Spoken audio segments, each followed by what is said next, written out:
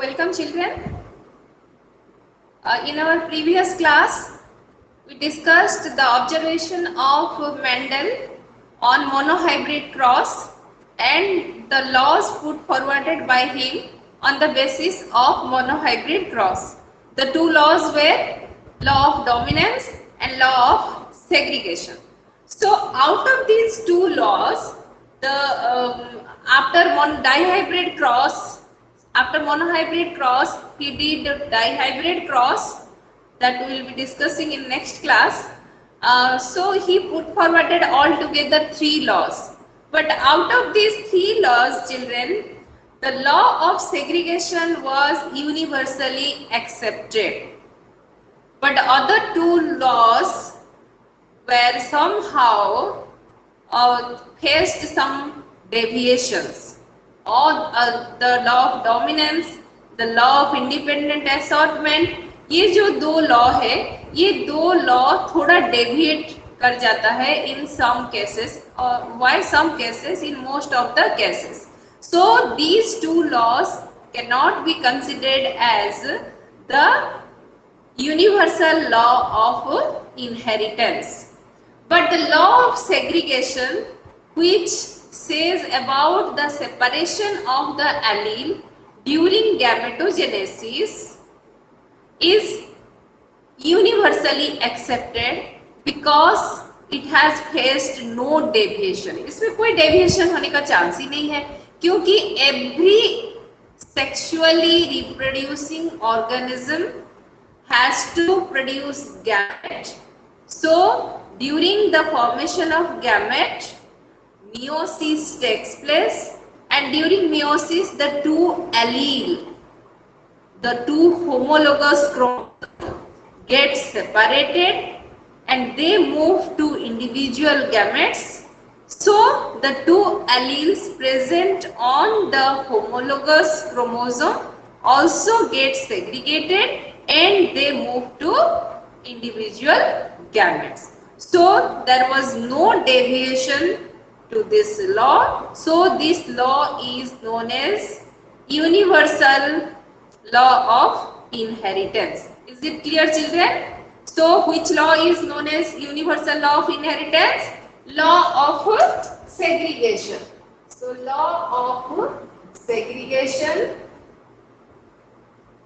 is the universal, please note down children, universal law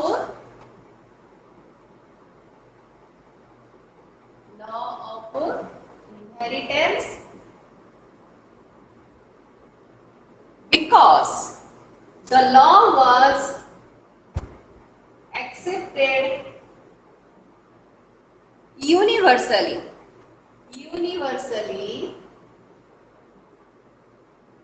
without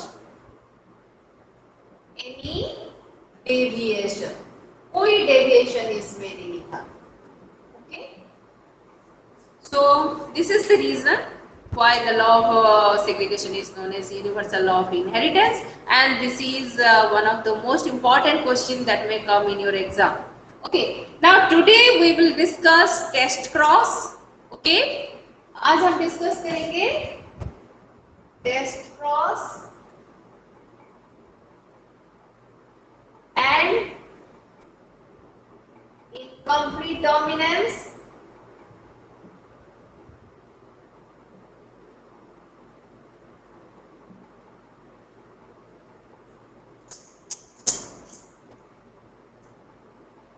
Concept of dominance. Concept of dominance. ठीक है? So children, let us start with test cross. Mendel did a test cross, and why this is known as test cross? Because this cross is done to know the genotype of an individual.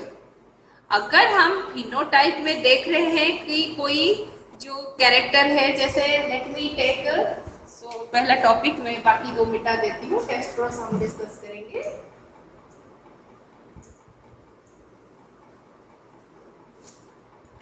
So test cross. तो देखो Mendel का जो monohybrid cross हुआ, उस monohybrid cross में हमको क्या क्या इंडिविजुअल मिले? Again I am simply I am doing this cross just to remind you. तो इसमें कैपिटल टी स्मॉल टी मिला। इसको जब सेल्फी कर दिया गया तो इसमें क्या इंडिविजुअल मिले? हम पनेट स्क्वायर लेंगे। Is it visible to you children? Male, female, capital capital T small T, capital T small T. तो ये हो गया capital T capital T, capital T small T, capital T small T, small T small T. तो यहाँ बच्चों हमको कितने तरह के इंडिविजुअल मिल रहे हैं? दिस इज वन, ये एक तरह का है और ये दोनों सेम है। ओके, ये दोनों सेम है और ये एक है। ठीक है, तो बच्चों ये जो क्रॉस हुआ मोनोहाइब्रिड क्रॉस, ये मोनोहाइब्रिड क्रॉस में हमने आपको जीनोटाइप एंड फिनोटाइप के बारे में नहीं बताया था। अभी मैं आपको टेस्ट क्रॉस डिस्कस करने से पहले बता दूंगी। तो ये जो क्रॉस हुआ बच्चों, ये क्या था? Parent, then this is F1 individual, ये F1 इंडिविजुअल है। अभी इससे पहले जो स्टेप्स है वो ऑलरेडी मैं आपको बता चुकी हूँ, that's why I am not repeating that, उसको रिपीट नहीं कर रही हूँ।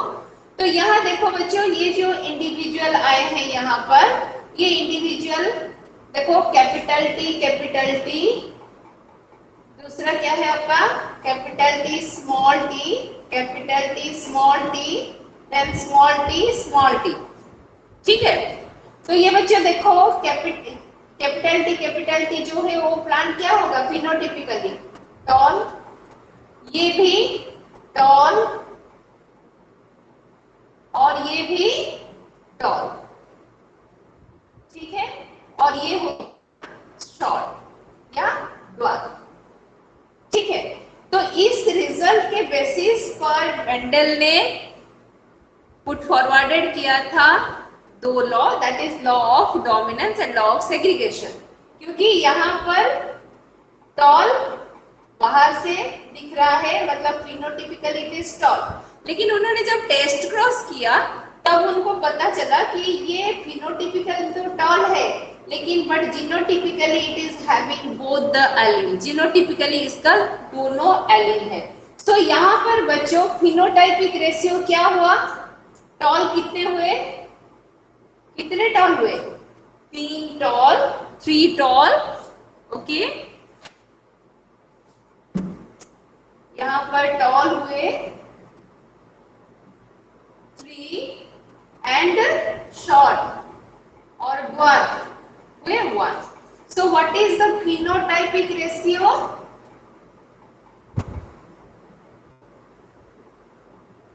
Phenotypic ratio क्या हुआ बच्चों? The phenotypic ratio is 3:1. That is tall is to dwarf. Okay? Now इसका जीनोटाइप क्या होगा? जीनोटाइप पता चला टेस्ट क्रॉस के बाद, और टेस्ट क्रॉस के बाद आप देखो इसमें जीनोटाइप क्या है? कैपिटल टी कितना है? Only 1। Small T how many? 2। And small T capital T small T how many? 2। And small T 1। So genotypic ratio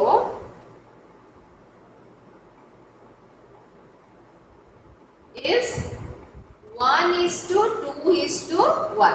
1 जो हुआ कैपिटल टी, 2 हुआ कैपिटल टी स्मॉल टी, और फिर 1 हुआ small T. So this is the genotypic ratio. अभी ये genotype कैसे पता चला वो हम पढ़ेंगे। तो ये था मोनोहाइब्रिड क्रॉस का result, genotypic ratio and phenotypic ratio. अगर आपको मोनोहाइब्रिड क्रॉस पूछा जाता है बच्चों, तो मोनोहाइब्रिड क्रॉस कोई भी एग्जाम्पल लेकर आपको एक्सप्लेन करना है, उसके साथ साथ आपको उसका जीनोटाइप एंड फिनोटाइपिक रेशियो देना है। ठीक है, so let us discuss test cross.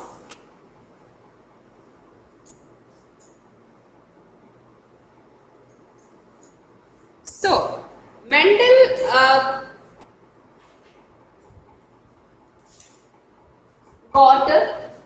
monohybrid cross में रिजल्ट क्या मिला? Capital T then capital T small T small T small T.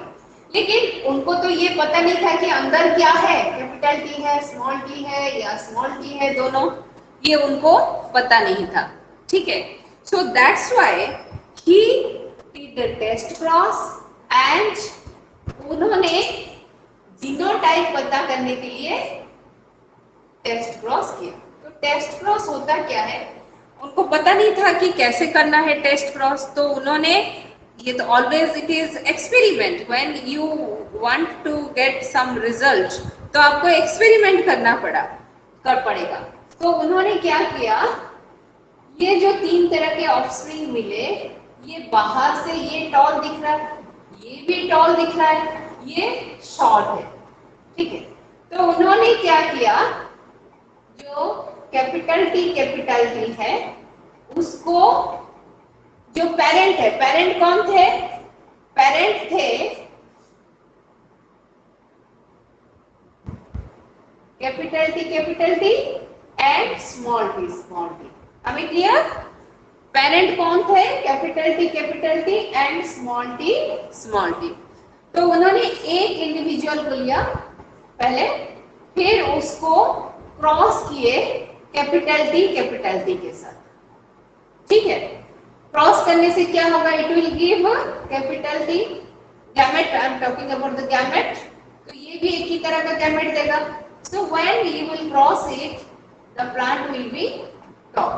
तो इससे उनको पता नहीं चला, क्योंकि टॉल प्लांट टॉल ही आया, तो उनको पता नहीं चला कि इसका जीनोटाइप क्या है। अगेन अगर हम दूसरा केस लेते हैं, means this one capital T small T, उसको अगर डबल डोमिनेंट, इसको कहा जाता है डबल डोमिनेंट इंडिविजुअल, उसके साथ क्रॉस किया जाता है, तो क्या होगा, it will give 2 types of gamete, capital T small T, and this will give 1 type of gamete. So the individual will be capital T small T. तो यहाँ पर भी सारे जो इंडिविजुअल थे टॉल आ गए। तो इसका मतलब है उनको पता नहीं चला कि इसका जीनोटाइप क्या है। टेक द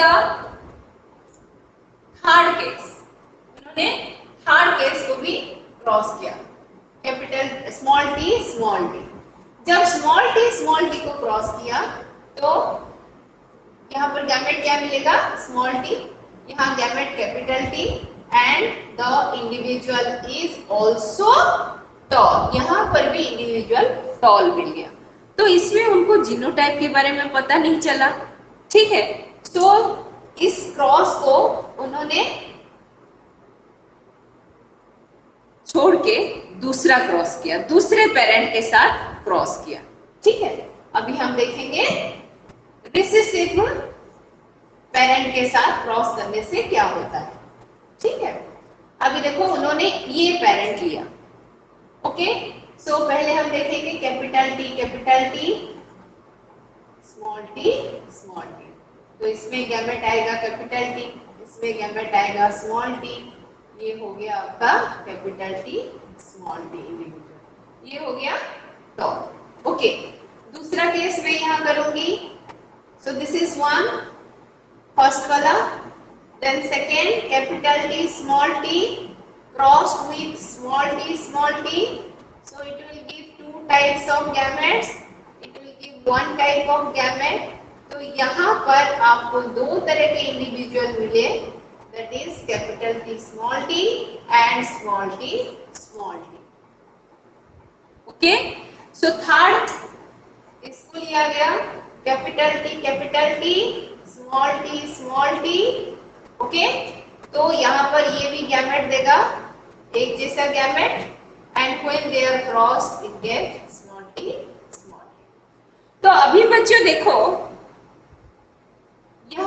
डिफरेंस क्या पता चल रहा है? हमने क्या एग्जाम्पल लिया था? Violet colour flower and white colour flower. तो यहाँ पर हम इसको कंसिडर कर सकते हैं, दिस इज कैपिटल भी, स्मॉल भी। आप कोई भी कैरेक्टर ले सकते हो बच्चों, और उसके हिसाब से आप अल्फाबेट यूज कर सकते हो, capital letter and small letter. ठीक है, तो यहाँ पर देखो बच्चों ये टॉल हुआ, लेकिन यहाँ पर इस केस में व्हाट वाज द रिजल्ट? ये हो गया toll, whereas this plant is dwarf और short। तो इसका रेशियो क्या हुआ? 1:1। ओके, तो अभी इसका जीनोटाइप हमको पता चल गया, क्योंकि ये डबल रिसेसिव था, वो तो जानबूझ के प्योर ब्रीड लिए थे, रिसेसिव ब्रीड लिए थे। तो इसके साथ जब क्रॉस हुआ तो टॉल आया, तो उससे उनको पता चल गया कि this plant is pure tall. उसके बाद इसका ये बाहर से टॉल दिख रहा था, लेकिन उनको पता करना था कि ये प्योर टॉल है या हाइब्रिड टॉल है। तो हाइब्रिड टॉल पता करने के लिए जब उन्होंने टेस्ट क्रॉस किया, यानी डबल रिसेसिव पेरेंट के साथ क्रॉस किया, तो उनको एक प्लांट टॉल मिला और दूसरा प्लांट ड्वार्फ मिला। इसका मतलब है कि ये जो पेरेंट है, आप जो ये पेरेंट देख रहे हो capital T small t, this parent is heterozygous. This parent is heterozygous. Is it clear children? समझ में आया? Yes, ma'am. Yes or no? Okay. Yes, ma'am. Okay. Now मैं अभी आपको बताऊंगी कि बैक क्रॉस क्या है, टेस्ट क्रॉस क्या है। So I will tell you back cross and test cross. Okay.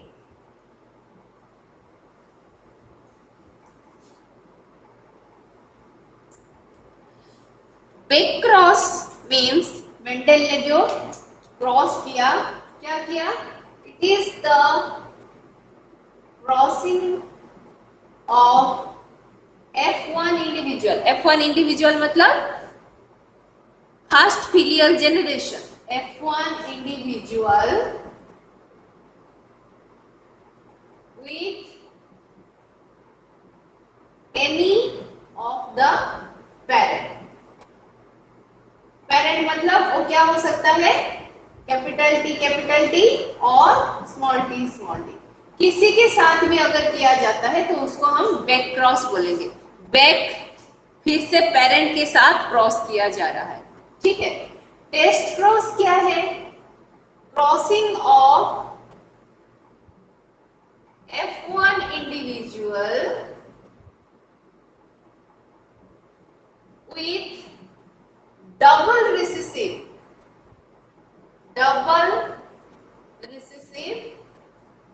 parent, that is small t, to know the genotype of the individual। ये टेस्ट क्रॉस अक्सर क्वेश्चन में आता है बच्चों। टेस्ट क्रॉस क्या है और इसका सिग्निफिकेंस क्या है? Test cross is the crossing of F1 individual with double recessive parent. What is its significance? It is done to know the genotype of the individual। Okay, यहाँ फिर हम एक एग्जांपल दे देंगे। बैक क्रॉस, जैसे हमने कोई भी पेरेंट ले लिया, इंडिविजुअल ले लिया, उसको हम आइदर कैपिटल T और स्मॉल t के साथ क्रॉस किया गया। और यहाँ एग्जांपल हम लेंगे, always it is with double recessive parent। Okay, this is F1 individual and this is double recessive parent। Okay, so this is F1 individual and this is the parent, simply parent, कोई भी parent इसके साथ या फिर इसके साथ, किसी के भी साथ हम कर सकते हैं, ठीक है। Is it clear children? So test cross के द्वारा मेंडल को पता चला कि इसका जीनोटाइपिक रेशियो जो है, उन्होंने जो रिजल्ट मिला था, that is 1:2:1, that is capital T, small t, capital T, small t and small t। हम क्या लिए थे? Capital B, capital B, capital B, small b, small b, small b। आप कोई भी कैरेक्टर ले सकते हो, ठीक है बच्चों। तो ये था टेस्ट क्रॉस। और एक क्वेश्चन आपका यहाँ पर आता है बच्चों कि all test cross are back cross but all back crosses are not test cross, justify. ये एक बहुत ही इंपॉर्टेंट क्वेश्चन आपका बोर्ड में आता है। तो इसको जस्टिफाई करने के लिए आपको एग्जाम्पल देना है। Test cross is a back cross, why? Because ये जो F1 इंडिविजुअल या फिर कोई भी इंडिविजुअल को हम डबल रिसेसिव पेरेंट के साथ क्रॉस करते हैं तो उसको टेस्ट क्रॉस कहा जाता है। So test cross is a type of back cross, उसको फिर से पेरेंट के साथ क्रॉस कर रहे हैं। But all back crosses are not test cross. जब हम इस इंडिविजुअल को डबल रिसेसिव पेरेंट के साथ क्रॉस कर रहे हैं तो वो टेस्ट क्रॉस होता है, लेकिन जब डबल डोमिनेंट पेरेंट के साथ क्रॉस करते हैं तो वो टेस्ट क्रॉस नहीं होता, ठीक है। So in this way you have to justify. So can you write the answer if such type of question will be asked in your exam? Can you justify? Yes, ma'am. Children, please say yes or no. Yes, ma'am. Yes, Okay, ma'am. good. Okay. So now we'll discuss the next topic, that is incomplete dominance.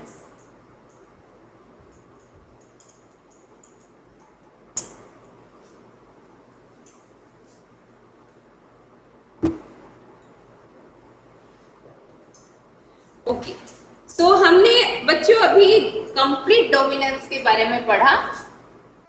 Monohybrid cross में, monohybrid cross, Mendel का जो monohybrid cross था उसमें हमको क्या मिला? Capital T, capital T, small T, small T, small T. इसका phenotype क्या था? 3:1। जीनोटाइप क्या था? 1:2:1। लेकिन अभी हम पढ़ेंगे इनकम्प्लीट डोमिनेंस।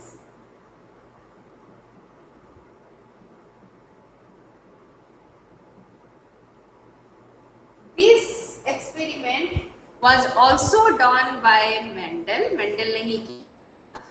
उन्होंने देखा कि कुछ प्लांट जैसे एंटीरिनम, स्नैपड्रैगन, सो यहाँ एग्जांपल लूंगी, स्नैपड्रैगन और एंटीरिनम, ये जो प्लांट है दैट इज फोरोक्लॉक प्लांट इसको कहा जाता है। इस प्लांट में जब मोनोहाइब्रिड क्रॉस किया गया तो इसका रिजल्ट कुछ अलग आया, ठीक है। So you can say incomplete dominance is a deviation to law of dominance. तो यहाँ पर ये पहला डेविएशन हम डिस्कस कर रहे हैं। तो यहाँ पर बच्चों देखो, उन्होंने क्या लिया था कि स्नैपड्रैगन, जिसमें कि दो तरह के प्लांट होते हैं, एक है रेड फ्लावर, सो यहाँ मैं लिखूंगी पेरेंट, पेरेंट में एक पेरेंट है रेड फ्लावर और एक है व्हाइट फ्लावर। व्हाइट फ्लावर को मैं स्मॉल r लिख रही हूँ। सो this is red flower, red flower, this is white flower, तो एक को हम मेल लेंगे, दूसरे को फीमेल लेंगे एज यूजुअल, जैसे हम हमेशा लेते हैं। तो अभी देखो बच्चों, इसको जब हम क्रॉस करेंगे we have to follow the same steps, that is gametogenesis. तो इसमें एक ही तरह का गैमेट्स आएंगे, यहाँ पर भी गैमेटोजेनेसिस से एक ही तरह के गैमेट आएंगे। Now the F1 individual, so this is F1 generation. So what will be the F1 generation? And F1 generation is capital R, small r. So now you tell me children, as per Mendel's law of dominance, what should be the color of this flower? ये plant में जो flower होगा उसका colour क्या होना चाहिए बच्चों? Yes, red ma'am red. Red red होना चाहिए। बट यहाँ पर फ्लावर का कलर क्या आया? पिंक। ओके, यहाँ पर फ्लावर का कलर आया pink. And when it was selfing करेंगे, मतलब सेम प्लांट का दोनों फ्लावर को हम पॉलिनेट करेंगे, सो दिस इज सेल्फिंग। ये क्या था? क्रॉसिंग। इसमें क्या हुआ? आपका दो तरह के gamete, capital R small R, यहाँ भी कैपिटल आर स्मॉल आर। अभी इसको हम क्या करेंगे? चेकर बोर्ड में प्रेजेंट करेंगे ना? हाँ, यहाँ पर मैं चेकर बोर्ड बनाती हूँ।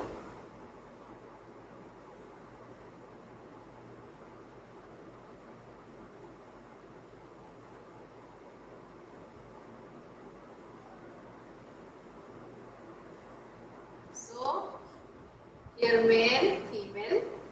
So male का गैमेट हम लिखेंगे capital R, small r. This is capital R, small r. The individual will be capital R, then capital R, small r, capital R, small r, small r, small r. ठीक है। लेकिन बच्चों यहाँ पर एक चीज हुआ कि ये जो प्लांट हुआ, ये क्या हुआ? रेड हो गया, रेड फ्लावर। और ये दोनों क्या हो गए? पिंक हो गए। ठीक है। और ये क्या हो गया?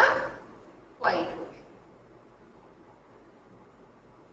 ओके, तो ये रिजल्ट जो आया टेस्ट क्रॉस करने के बाद भी, इसका रेशियो मोनोहाइब्रिड क्रॉस का जो जीनोटाइप होता है वो हमेशा क्या होता है?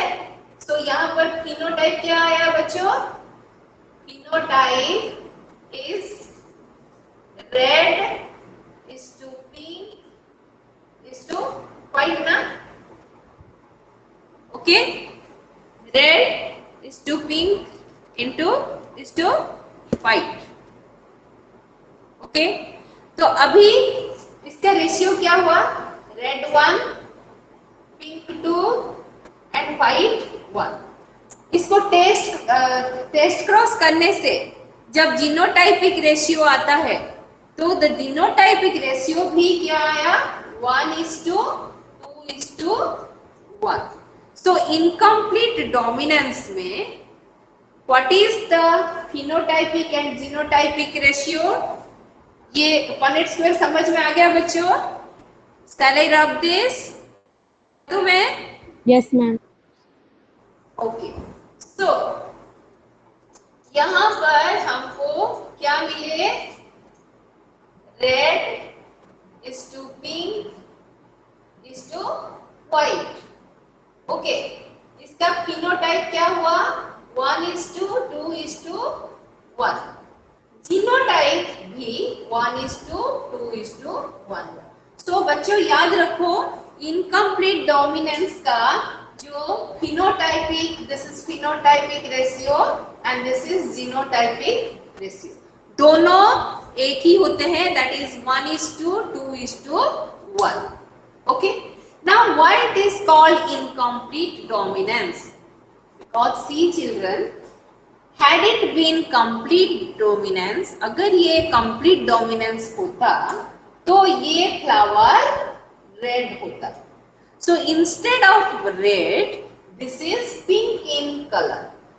Okay, so here the dominant allele R is not completely dominant over the allele small r.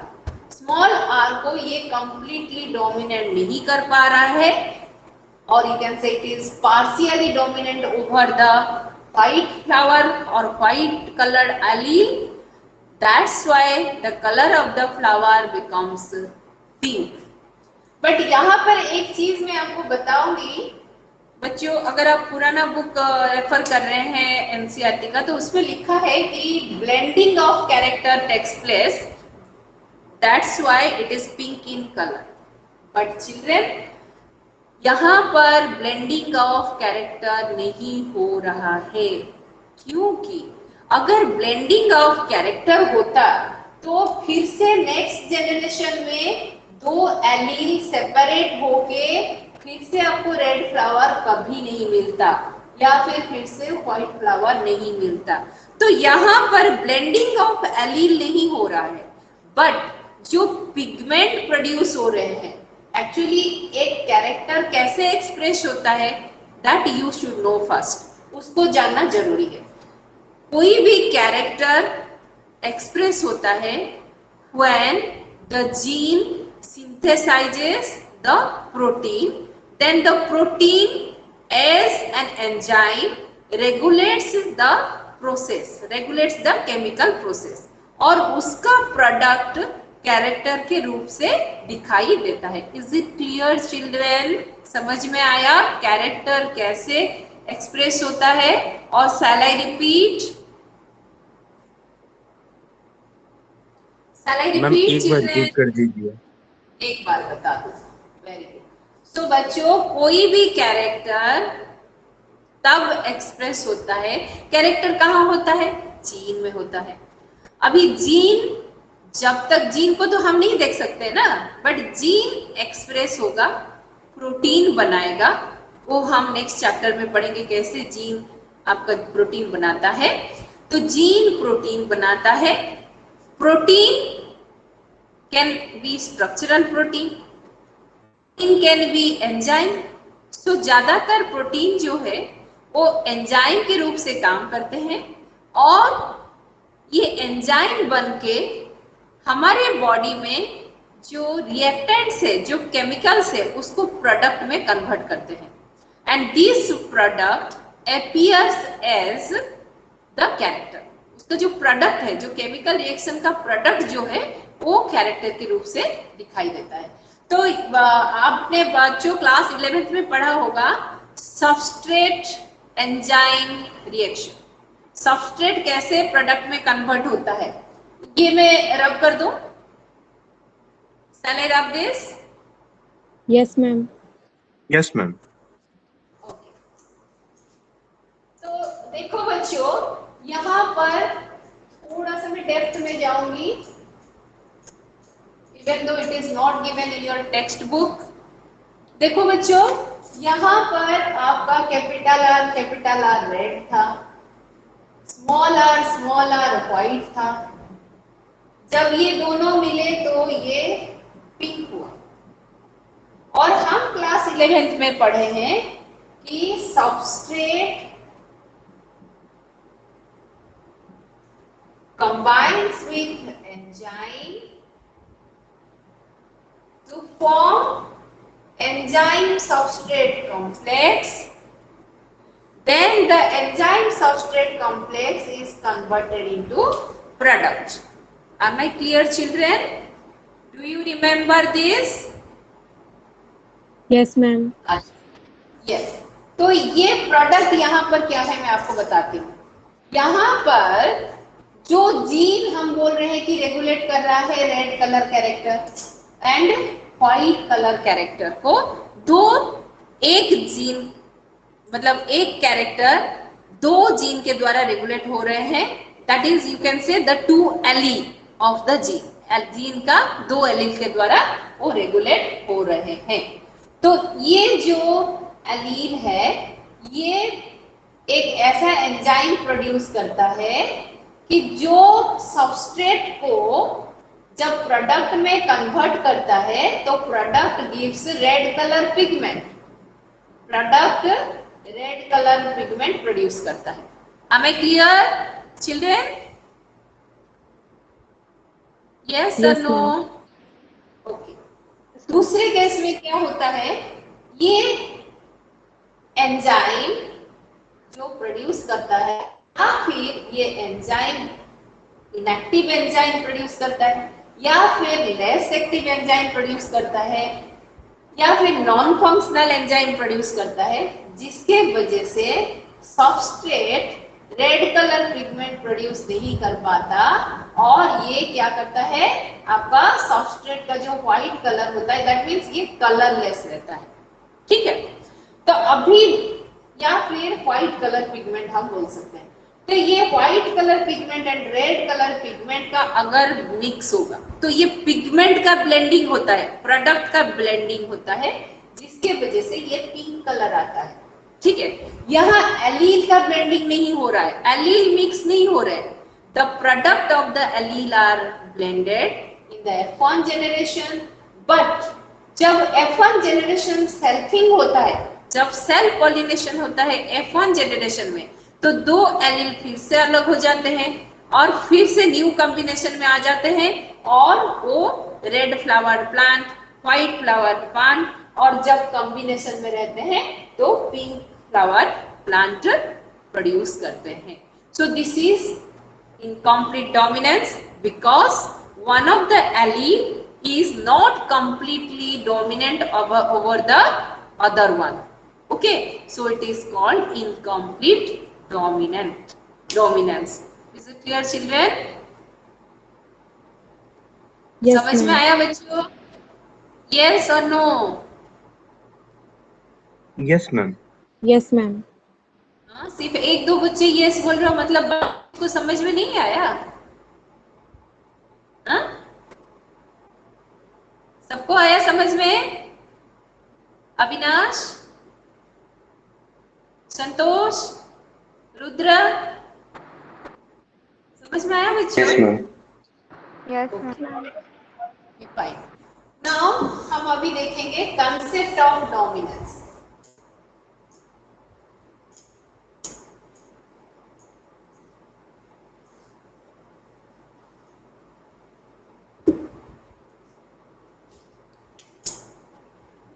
Concept of dominance. तो एक एलील दूसरे एलील को डोमिनेंट क्यों करता है? ठीक है, what is the reason behind it, इसका क्या कंसेप्ट है? ठीक है, वो हम अभी डिस्कस करेंगे। सो जैसे हमने आपको बताया कि हर जीन में इट कंटेन्स कैरेक्टर, जीन, और ये जीन क्या प्रोड्यूस करता है? Protein. Protein acts as enzyme, so enzyme reacts with substrate, substrate forms ES complex, that is enzyme substrate complex, then enzyme structures complex produces the product. Okay, so this should be there in your mind. Okay, now what is the reason that the one allele is dominant over the other one? What is the reason? इसका तीन reason हो सकता है बच्चों। that is the allele which is modified, the modified allele. modified allele क्या होता है? जो आपका डोमिनेंट है, मतलब जो एक्सप्रेस हो रहा है, that is the normal allele, ये इसको कहा जाता है normal allele. But this small letter जो हम जिसको रिसेसिव बोलते हैं, that is the modified allele. Okay, this is the modified allele.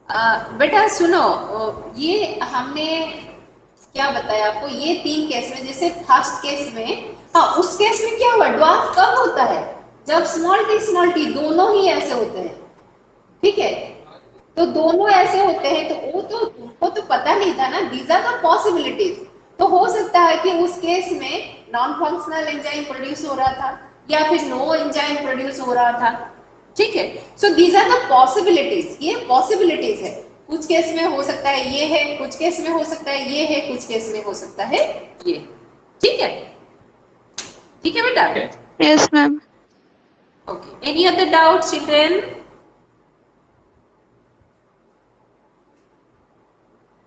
Any other doubt? If no more doubts, then we'll wind up here. Can I wind up?